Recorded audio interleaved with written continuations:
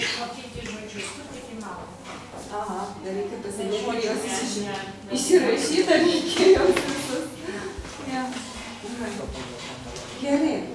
Tai dabar bus toliau valso mokymai ir bus dviem lygiais.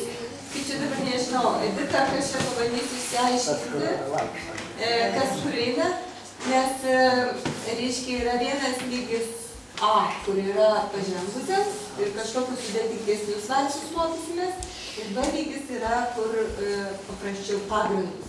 Taip.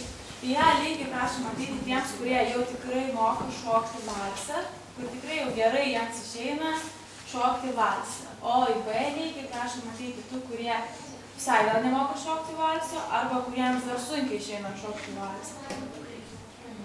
Tada šitas valso mokymas truks 1,5 valandos.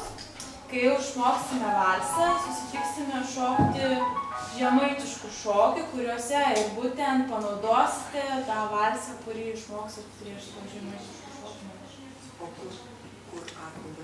Čia vyks A lygis, tai reiškia tie, kurie jau tikrai moka valsą, pasilieka čia, o tie, kurie nori geriau suprasti tą valsą, geriau išmokti, renkasi ant tos aikštelės, specialiai paruoštos čia lauke.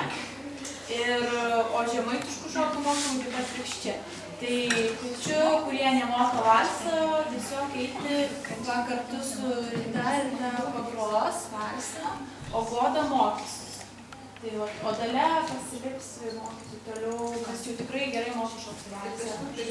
Triukų išmokys, taip sakant.